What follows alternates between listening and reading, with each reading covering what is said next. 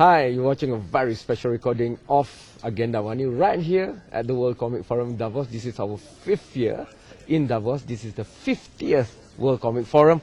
All the firefight is happening there at the Congress Center. We're just out, that's the security force. Greta has laid down her words, and she went back to that 67% stuff that she's always talking about. Trump, I was waiting for him, but this interview that was scheduled, that I'm doing right now, is very important because everyone around the world, the moment you mention tax and taxes, that's very important, and you pay respect. In Malaysia, at least once a year, we'll do that thing that is necessary. So I'm very glad to have my new friend here, Jay. Jay is from the Midwest of America, but he's a global traveler, and he's an executive and very important one at Ernst & Young. He's the EY Global Vice Chair now. Before, he used to be responsible for looking at tax for EY. So I'm just going to go straight to it, Jay. I've been stalking you on your interviews online. A lot of the questions directed to you on YouTube that I've seen is about how digital technology will be disrupting taxes and taxation. But like I told you before our recording, all the sessions that I've been to inside the Congress Center in Davos for WEF 2020, they all mention about tax, because the theme for this year is about stakeholders for, a more equitable world, for a more sustainable world. Right. And even at the launch of the Social Mobility Report, the first time ever by WEF, again tax is mentioned as a game leveler. Right. The inequality is growing within nations, and they say like the top 5% of a nation, for example, owns as much as 50% of the rest of the population. So then when I go on Twitter, there's this historian that claims he's never again invited to Davos because he spoke his mind out and he went back to taxation. He said American tax system at one time even had a marginal ceiling right up to 81%. Right. Yep. Okay, so because I am not that clever, especially in the issues of tax, not my favorite subject matter, only once a year for me. Can you quantify that into perspective? Because you've been looking at tax and at the global level for a long time. Why is there now a stronger clamor for using taxation to bring down inequality? Yeah, I think there's a couple of issues that you framed, and when you think about tax, I break it into two different components. There's the taxation of individuals, which is some of the things we've talked about. Is there an opportunity to rethink the taxation burden and where that's shared, whether that is an income redistribution mechanism or whether that's a way to fund some social investments that need to be made in the country. And I think countries fairly are looking at that. It's a debate within the U.S., it's a debate in other parts of the world, and that is an element of kind of the equity, the fairness.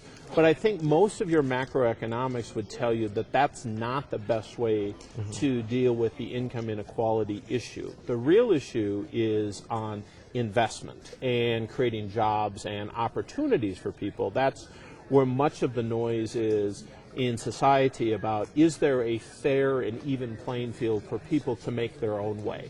And that is about encouraging jobs and finding the way for investment to be made. And governments are starting to deal with what is their tax policy, how do they encourage business to invest, how do they set up operations, and then what's the appropriate amount of corporate tax, VAT, that's leveled on that organization that makes it competitive and attractive.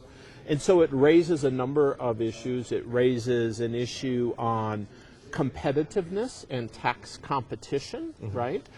Which I think is healthy for government and tax policy to try to encourage certain types of investments.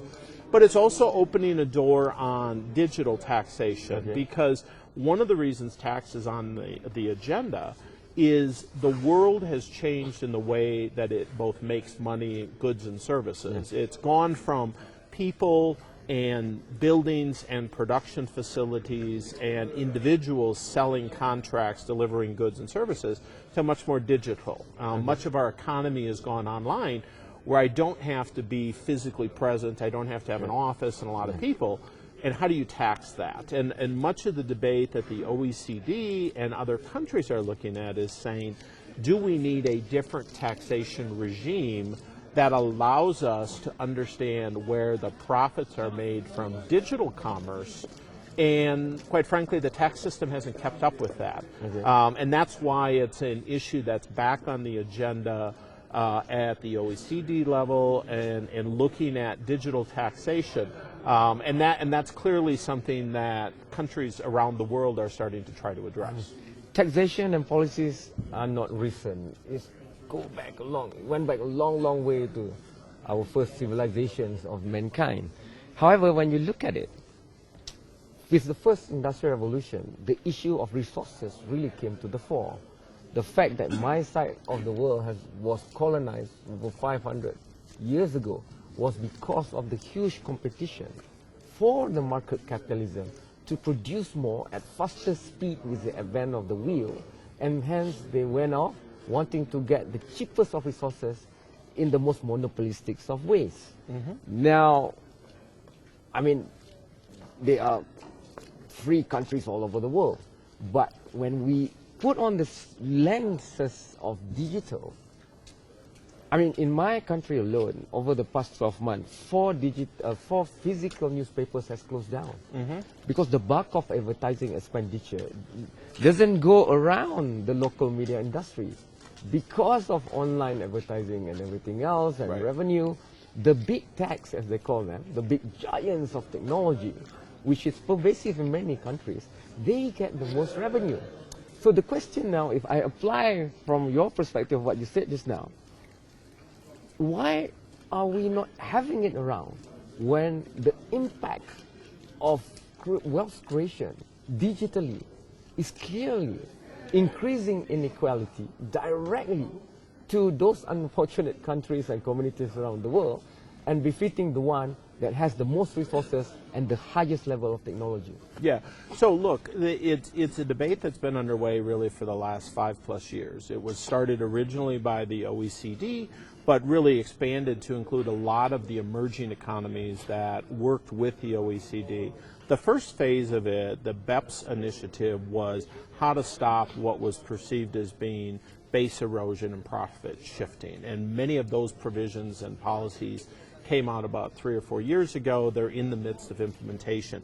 But one of the things that working group recognized was that taxation of the digital economy needed to be addressed. So frameworks and principles were outlined, but they didn't really land on how are we going to tax the digital economy. The good news is there's now a robust dialogue on how to look at taxing digital economy in a way that recognizes some of the work and some of the technologies are built outside of the country where they're consumed. So if you have engineers programming and figuring out the digital platform, there's intellectual property and there's value that's created there.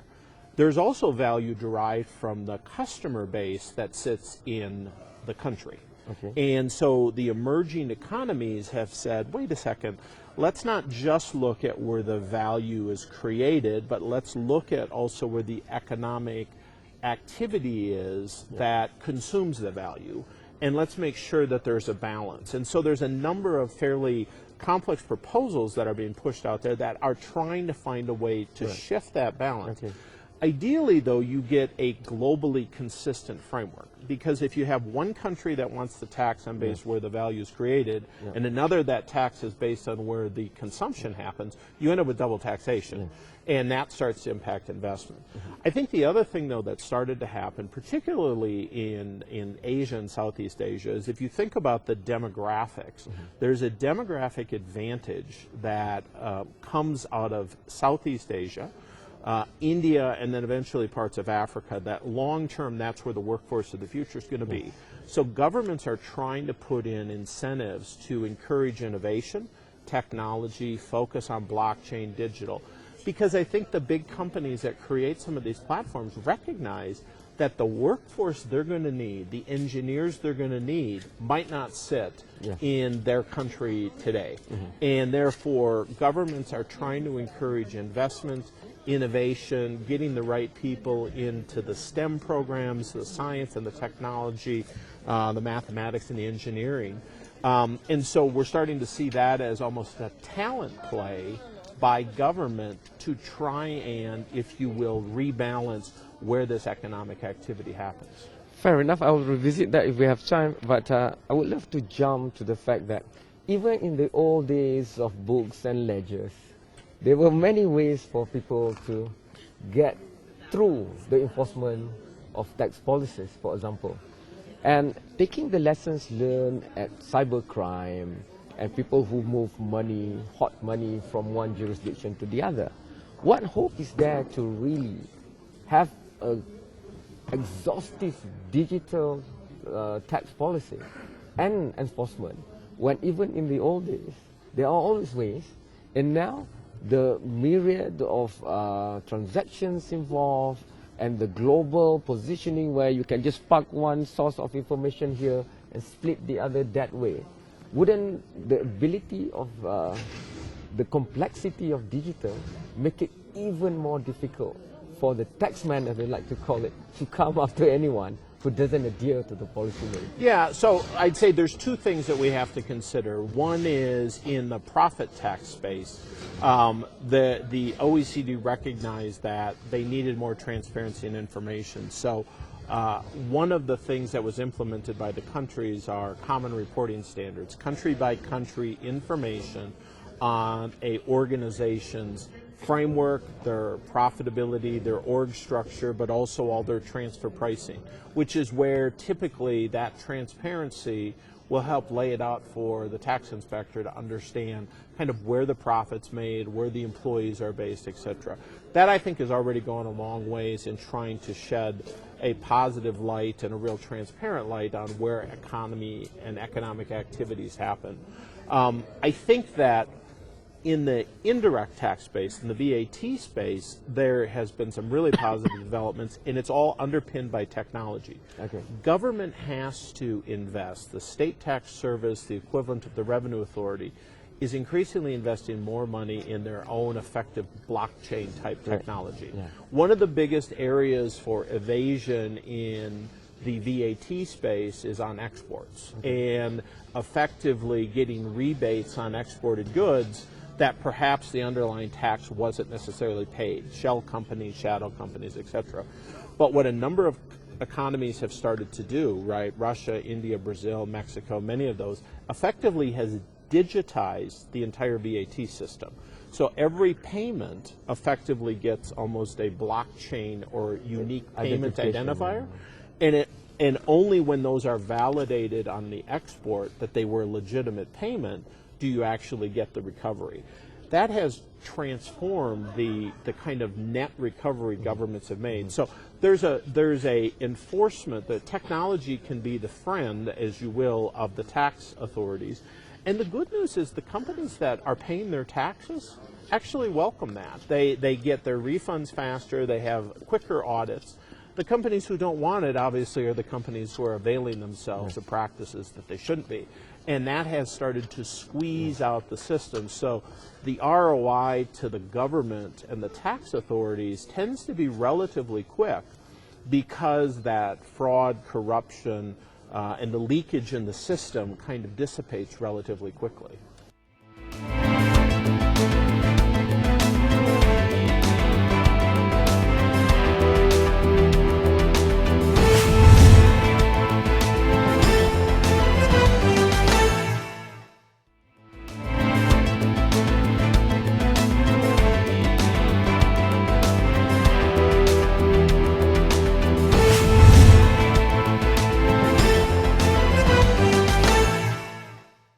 Interesting how many people, they don't dispute the fact that a more efficient tax system is imperative, like VAT, or in some countries they call it GST, right, Goods and Services Tax. But there have been cases of where that has been rolled back because of the populist pressure from the people themselves who felt that when the embarkation to VAT or GST was done, prices of goods shot up because there's this delay in the tax charge to the repayment or the compensation or government giving back the taxes collected to the people who deserve to take them back in the supply chain of goods and services. So what's your views on that? I'm very interested to see that. Well, I think that the GST or the VAT rates are always a sensitive political issue because in the short term there is obviously an increase that the consumer has.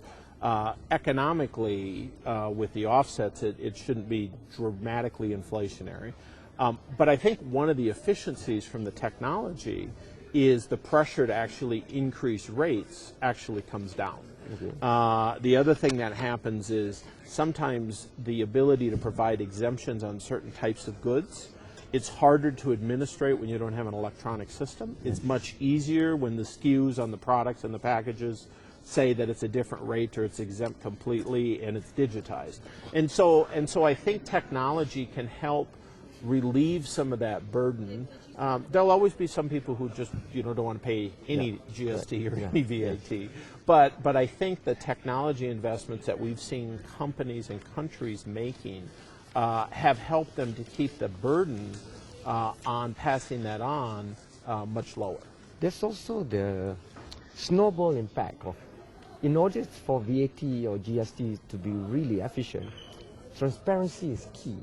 And the whitelisting of businesses, micro, small, medium, and the big enterprises with the government system has got to be seamless.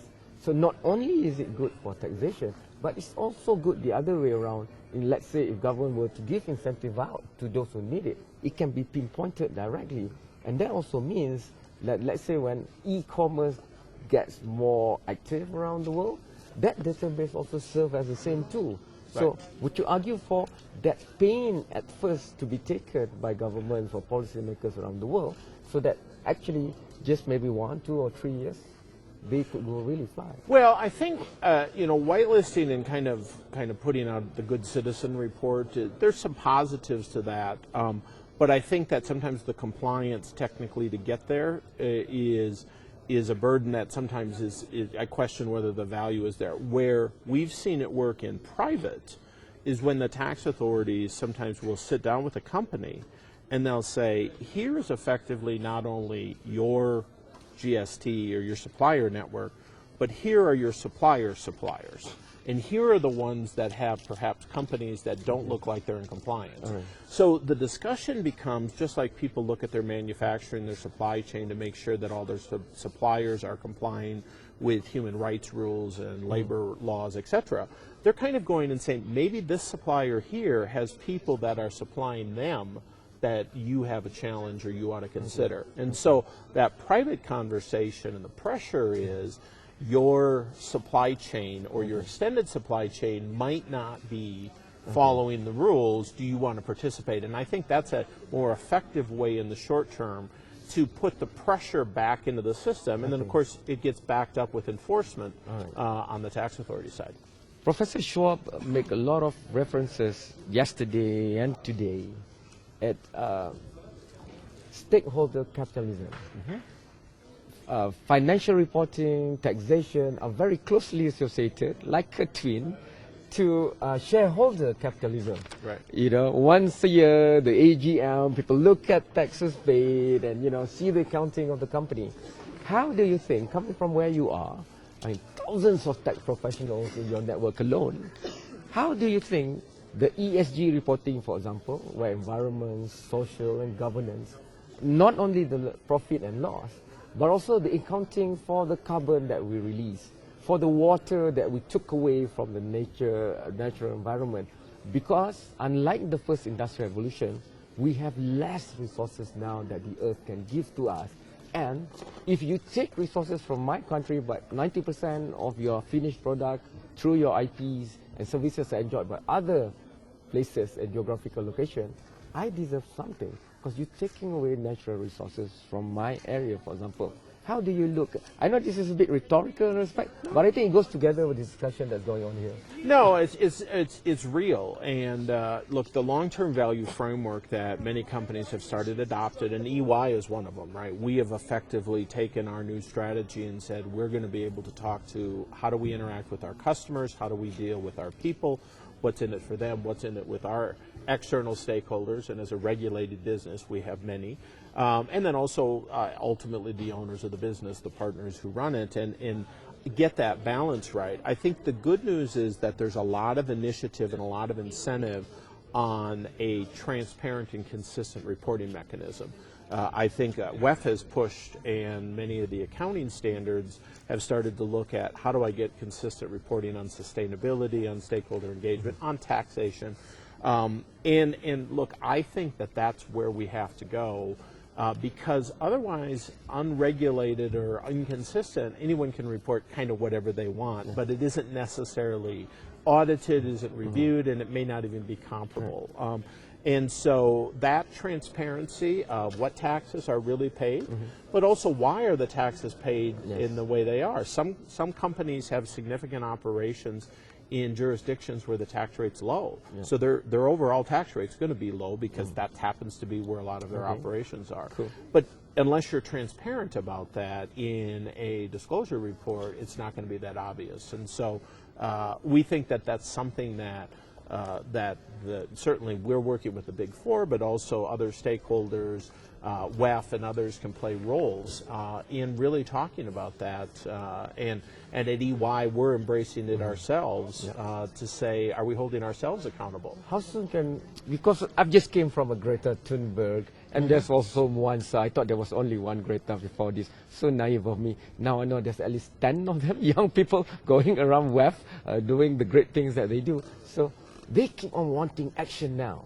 How soon can we see financial reporting, tax reporting, that includes not just dollars and cents, but also about resources of our social and the environment? Well, I think you're going to see it already this year. We've already started in our report. I think what we want to do, and the companies, a lot of companies are already doing the reporting. What we want to push for is consistent reporting and apply that framework everywhere.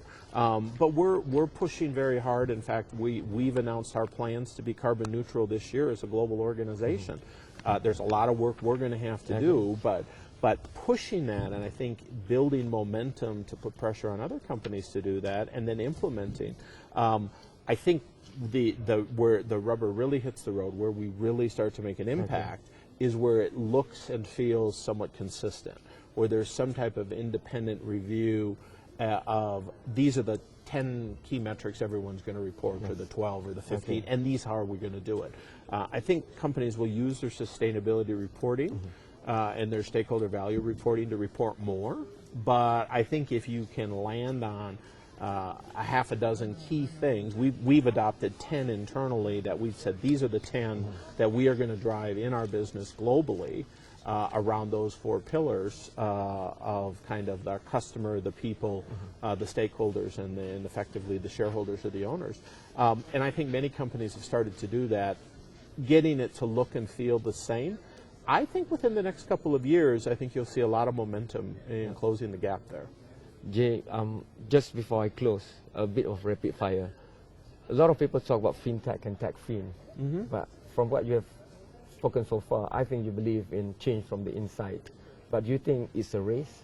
Do you think that if you don't change fast enough, maybe in 5 years' time, there will be a completely new set of talent with new set of gadgets and apps and whatever to do tax or financial reporting and everything else? Yeah, I think there's an urgency on companies to transform their own businesses internally just to keep pace. And so will they disappear in 5 years? Probably not.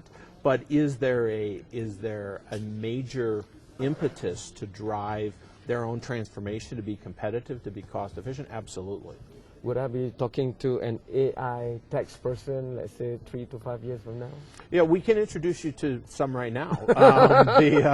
I mean, how we use AI already in just data analytics and understanding not only our tax business, we use it extensively in our audit business and many of our other businesses, absolutely. One last one, just for the Malaysian audience, a lot of talk about our quality of education, the future of talent. what kind of talent do you think? If they're thinking about joining EY and the AI-driven blockchain and big data, what kind of talent? Can you please tell them straight? Well, look, I mean, we're looking for bright people. We can train and educate you, so there's no magic formula in the school system. Obviously, people with science, technology, engineering, and mathematics all have kind of a predisposition to work in that space, but many of our best AI people came up with accounting and finance degrees. It's hard work, it's focus, it's a willingness to learn.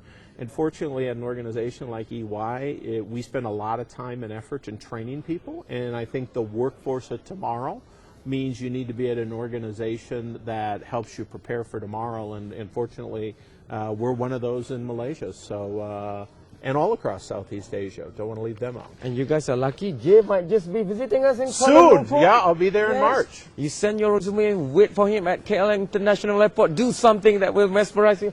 Jay, you have already mesmerized me. I never thought I could sit with a big tax man for more than 10 minutes. It's so interesting, isn't it? Must Good be stuff. the snow. Must be Davos. Thank you so much to Ernst & Young. Thank you so much to Jay. I'll visit him in the Midwest, maybe if I settle my tax issues or something. But this is it. This is the discussion at the World Economic Forum 2020. And I'll see you in another episode very, very soon. Goodbye.